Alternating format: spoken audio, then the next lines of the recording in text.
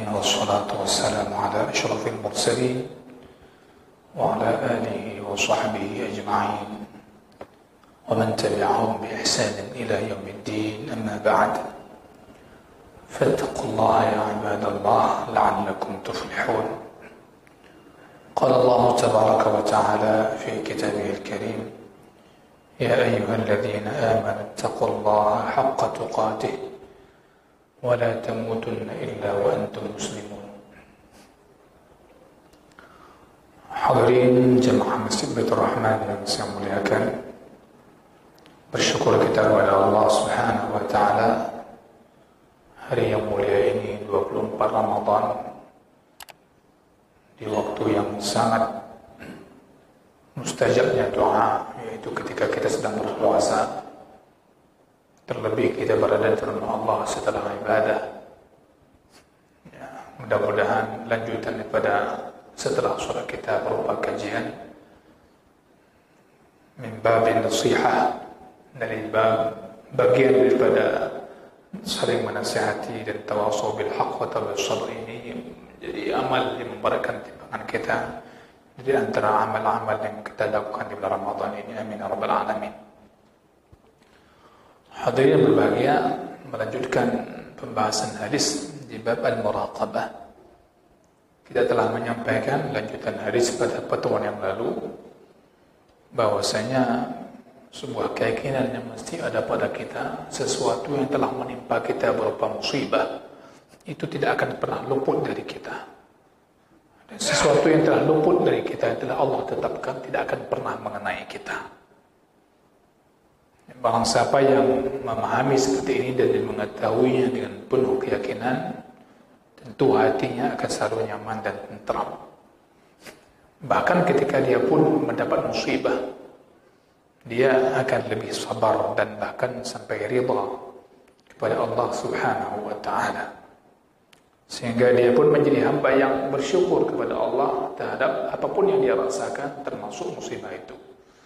Namun lagi-lagi hamba yang bersyukur itu sedikit. Wa qalilun min ibadiy asy-syakur. Hadirin berbahagia, juga kita sampaikan di pertemuan yang lalu perbedaan antara ridha dan sabar. Ridha dan sabar. Kita berhenti di situ kemarin, bahwasanya kalau seorang sekedar sabar tanpa ridha, orang yang sabar ini dia masih berharap agar musibah itu segera hilang. Yang menimpa yang tidak mengenakan dia itu agar segera hilang.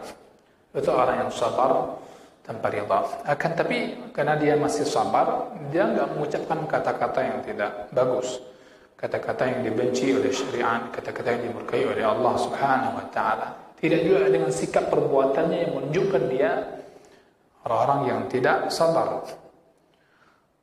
Walaupun dia masih merasakan pahitnya, beratnya musibah yang dialami. Sabar yang dia itu pahit sekali. Akan tapi dia masih berpegang teguh kepada adab-adab syariat ketika mendapatkan musibah. Adapun ridha ini dia tidak berharap kondisi yang sedang dialami yang tidak mengenakan itu hilang dari dia. Itu orang ridha. Ya, dia tidak berharap. La yatamanna zawal. Dia tidak mengharapkan itu kondisi itu berubah. Bahkan yahmadullah ala ma waqa. Dia memuji Allah Subhanahu wa taala terhadap apa yang menimpanya. Ya. Dan dia sadar, dia tahu itu sebuah kebaikan. Walaupun dia merasakan satu kepedihan, satu hal yang memberatkan, tapi dia merasakan itu sebuah kebaikan. Inilah kebaikan. Dan bahkan ada kalanya membuat hatinya lebih yakin, lebih tenang, karena dia memahami ujian ini merupakan pemberian Allah Subhanahu wa taala. Kadang Allah memberikan sesuatu kepada kita melalui hal yang tidak menyenangkan. Itu cara Allah berikan. Ya. Dan bahkan ada kalanya orang yang ridha ini dia merasakan lezat dan enaknya musibah yang dialami itu. Sehingga rasa perih, rasa capek, rasa tidak enak itu menjadi ringan bagi dia. Ya, ini banyak ya terjadi menimpa bagi orang-orang yang mendapatkan musibah. Ada kalanya ketika dia dapat musibah, dia ridha kepada Allah, dia memuji Allah Subhanahu wa taala. Baik secara lisan dia mengatakan alhamdulillah. Alhamdulillah. Dan kondisi itu dia tidak benci dengan keadaan yang dia rasakan. Ya, enggak sampai marah-marah, murka-murka, tidak. Sehingga ketika itu Allah berikan dia rasa yakin yang luar biasa. Dia berharapkan bahkan kondisi itu dia selalu merasakannya. Kenapa? Karena orang yang demikian ketika merasakan lezatnya, merasakan kebaikan pada sebuah musibah yang dialaminya, dia merasakan kelezatan berdoa. Coba Bapak Ibu membayangkan ketika dapat kita satu kesulitan. Bukankah ketika itu kita berdoa kepada Allah terasa lezatnya itu, Masya Allah. Kita saat mengucurkan air mata. Coba ketika tidak ada musibah, kita berdoa seperti biasa-biasa saja. Ketika berat itu beda. Ketika ada musibah itu terasa enak berdoa itu, munajat itu, meminta kepada Allah itu luar biasa enaknya. Maka orang-orang yang ridha dia melihat ke arah di situ. Ketika enak beribadah, enak meminta kepada Allah ketika hal itu, dia lebih ingat kepada Allah. Mintanya pun sangat jujur dia kepada Allah Subhanahu wa taala, maka dikala itu dia merasakan kelezatan yang membuat dia lupa terhadap musibah yang telah dialaminya. Ya. Hadirin saya muliakan, betapa banyak orang yang membutuhkan sesuatu kepada Allah Subhanahu wa taala dan dia minta kepada Allah dan dia merasakan dalam munajat itu sesuatu yang sangat lezat sekali dan dia lupa keadaan yang sedang dialaminya. Dia ingat apa akhirnya? Enaknya berdoa, lezatnya bermunajat kepada Allah Subhanahu wa taala. Sehingga berubah. Dia semua jadi pujian kepada Allah. Ya. Memuji Allah, memuja Allah, mensyukurinya melebihi ya dan lebih utama dibandingkan dia sekedar meminta kepada Allah Subhanahu wa taala ketika tanpa musibah yang dialami itu. Hadirin yang saya muliakan, maka kita pernah bercerita bagaimana salah seorang ahli ibadah di zaman dahulu di kalangan mereka ada yang ketika menggunakan pisau dan itu mengenai tangan mereka, tangan beliau sehingga mengeluarkan darah. Beliau mengatakan ya alhamdulillah dan bersyukur kepada Allah. Ya, itu merupakan satu hal yang sangat beliau nikmati. Ya, karena mengingat pahala sabar, pahala ridha itu melebihi apa yang beliau rasakan. Hadirin berbahagia, maka di sini apa lanjutan hadisnya? Rasulullah sallallahu alaihi wasallam mengatakan, "Wa'lam anna an-nasra ma'as sabri." Ini luar biasa. Ini kalimat-kalimat terakhir semua motivasi hidup pada kita untuk tetap bertahan dalam hidup ini ketika dapat kesulitan. Subhanallah. Suatu ketika ada orang datang kepada saya, satu keluarga, dan dia merasakan begitu sulitnya hidup di masa pandemi ini. Sampai dia merasa lemah sekali, enggak mampu seperti menyekolahkan anaknya lagi. Hari-harinya sang suami ini bawa becak. Dan istri pun bukan orang yang memiliki pekerjaan yang bagus seperti orang lainnya. Itulah bahasa dia. Sehingga dia memutuskan untuk bagaimana ya, sekolah anaknya ya diberhentikan di salah satu lembaga, dia mencari sekolah lain yang mungkin gratis sih sebanyak. Saya mengatakan,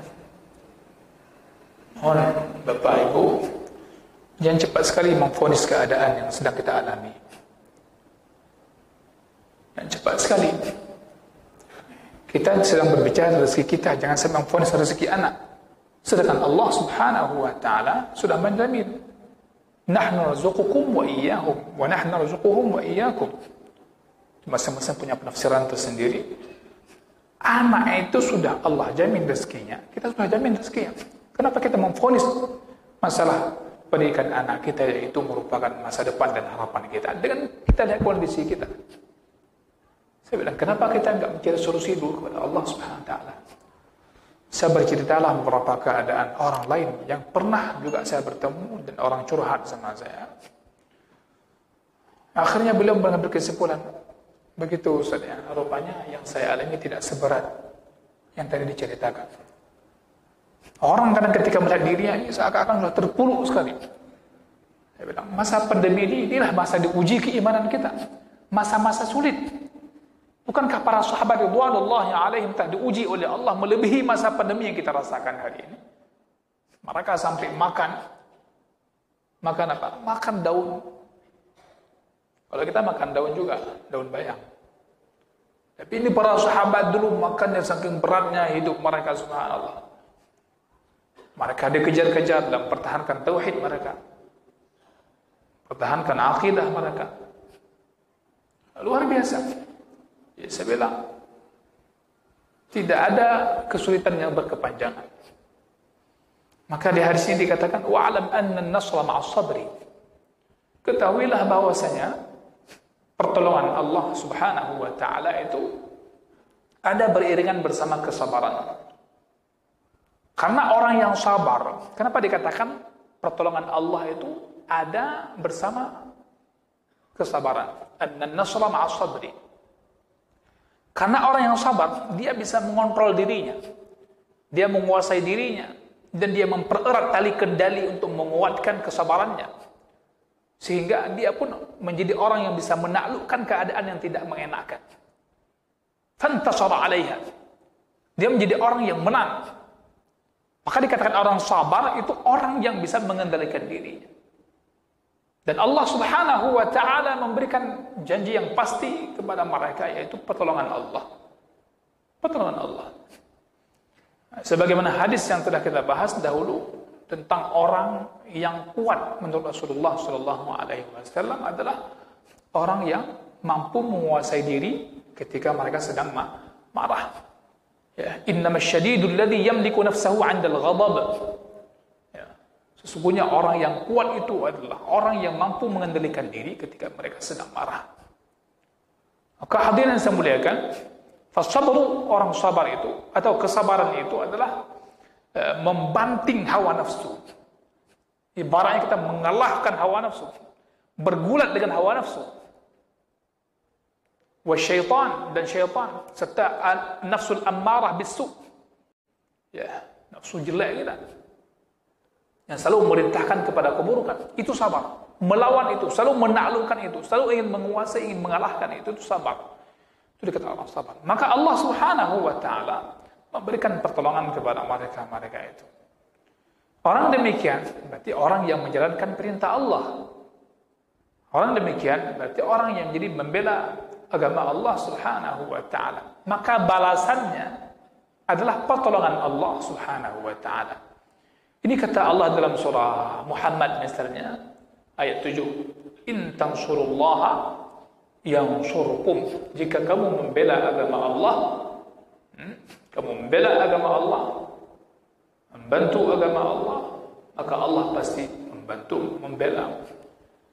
Jadi kalau ditanyakan bagaimana kondisi kaum muslimin hari ini, kenapa keadaannya terpuruk? Kadang-kadang kita lebih fokus kepada terpuruknya keadaan. Kita enggak fokus, kenapa sebabnya? Karena kita diam, tidak memilih untuk membela agama Allah, membantu agama Allah yang padahal lapangannya ada di mana-mana. Kaum muslimin hari ini adalah orang-orang yang mesti dibangunkan keadaan mereka untuk membela agama Allah Subhanahu wa taala sehingga turun pertolongan Allah Subhanahu wa taala. Allah juga mengatakan surah Al-Hajj ayat 40, "Wa la yansurannallahu man yansuruh." Itu pasti Allah Subhanahu wa taala akan membela orang-orang yang membela agamanya. Pasti. Ya. Hadirin berbahagia. Dan ayat ini kata para ulama itu sifatnya umum, berlaku dalam semua macam kesabaran. Semua macam pertolongan membela agama Allah dengan berbagai cara. Dan ketahuilah ya, tidaklah pemberian Allah yang paling istimewa, yang paling besar, yang paling agung yang diberikan kepada seseorang itu melainkan kesabaran. Ketika Allah Subhanahu wa taala memberikan bagi seseorang itu sifat sabar, sungguh dia telah mendapatkan anugerah Allah yang luar biasa. Pemberian Allah yang luar biasa. Dia telah mendapatkan Allah bersamanya. Ya, hadirin yang saya muliakan. Ini berdasarkan hadis Wa ma u'tiya ahadun min 'ata'in khairun wa awsa'u min as-sabr. Ketika seorang telah mendapatkan sabar itu, pemberiannya sudah sangat baik dan sangat luas. Dapat dari Allah Subhanahu wa taala. Ya, hadis muttafaqun alaih dari Abi Sa'id radhiyallahu anhu. Ya. Begitu juga apabila seorang hamba tidak bersabar, bagaimana caranya? Hendaknya dia melatih diri untuk sabar. Mensabar-sabarkan diri. Mana cara saya nggak bisa sabar? Sabarkan diri. Barang siapa yang mensabarkan diri, maka Allah akan bantu dia untuk bisa sabar. Hadirin yang saya muliakan, jika sehari-hari kita kelihatannya kurang sabar, inilah masa-masa kita memperkuat doa kita, ya Allah berikan aku kesabaran dalam hidup. Ya, sungguh jemaah sekalian, hidup kita ini tidak akan memberikan nilai apa-apa jika tidak sabar. Dan jika Allah Subhanahu wa taala tidak memberikan kita sabar, Nabi mengatakan dalam hadis muttafaqun alaih, "Wa may yatasabbar yusabbirhu Allah." Jadi mesti kita melatih diri untuk sabar, mensabar-sabarkan diri agar Allah berikan kita sabar. Maka di sini dikatakan, barang siapa yang bersabar maka dia sungguh akan mendapatkan kemenangan, pertolongan, kelapangan dan kebaikan. Maka dikatakan sabar ini makamnya merupakan makam yang paling besar, yang paling mulia, yang mana Allah memuji para walinya, Allah memuji para anbiyanya. Jadi sifat yang dimiliki oleh wali-wali Allah sifat sabar.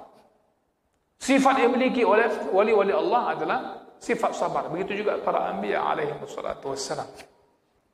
Ya, itu kalau ibarat iman itu kalau diasumsikan bagaikan tubuh, dia itu kepalanya. Kepalanya. Nah, jadi bayangkan kalau tubuh tanpa kepala apa? Gimana jadi? Ya. Jadi sabar itu ibarat tubuh kepala. Hadirin yang saya muliakan, berikutnya dua kalimat lagi dari hadis ini penutup. Rasulullah SAW mengatakan, wa annal faraja ma'al karb. Bahwasanya kelapangan itu ada bersama dengan kesulitan, kesusahan. Lapangnya keadaan itu beriringan dengan kesusahan yang sedang dialami.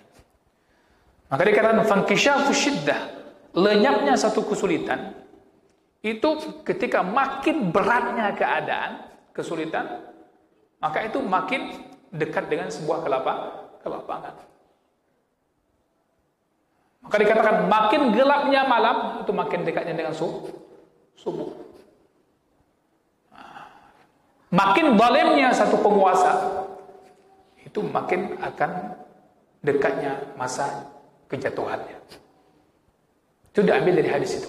Banyak ungkapan ulama mengatakan makin zalimnya dia, ingat itu makin akan dekat dengan masa kehancurannya, dan Allah akan memberikan pertolongan bagi orang-orang yang dizalimi.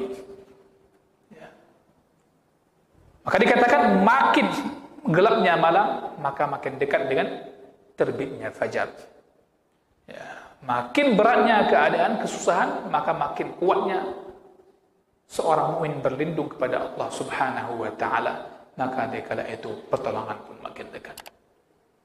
Hadirin yang saya muliakan, maka ini sebuah berita gembira ya dari Rasulullah sallallahu alaihi wasallam yang dalam hadis tadi, ketika kita mendapatkan musibah dan kesulitan, yakinlah fahiya zailah la daimah. Kesulitan itu akan cepat hilang dan dia tidak akan lama-lama berkekalan bersama kita. Maka di sini ya, mesti kita memanfaatkan musibah itu adalah untuk membersihkan diri. Ya. Maka disebutkan tidaklah satu kesulitan, satu rasa sakit yang kita alami melainkan itu menggugurkan dosa. Menggugurkan dosa. Coba orang sakit apa doanya? Apa yang kita ucapkan menghiburnya? La ba'sa tahurun insyaallah. Ana ya Allah beglih desya. Jeroh. Megah sehat insyaallah. Allah bi pahala. Yang bersabar-sabar. Maka disinilah berkaitan dengan bab muraqabah yang kita bahas. Seorang mukmin itu selalu berbaik sangka kepada Allah Subhanahu wa taala. Dia yakin bahwasanya kelapangan itu pasti menyertai kesulitan yang sedang dialami. Maka di akhir kalimat itu apa hadisnya? Wa anna ma'al usri yusra. Wa anna ma'al usri yusra.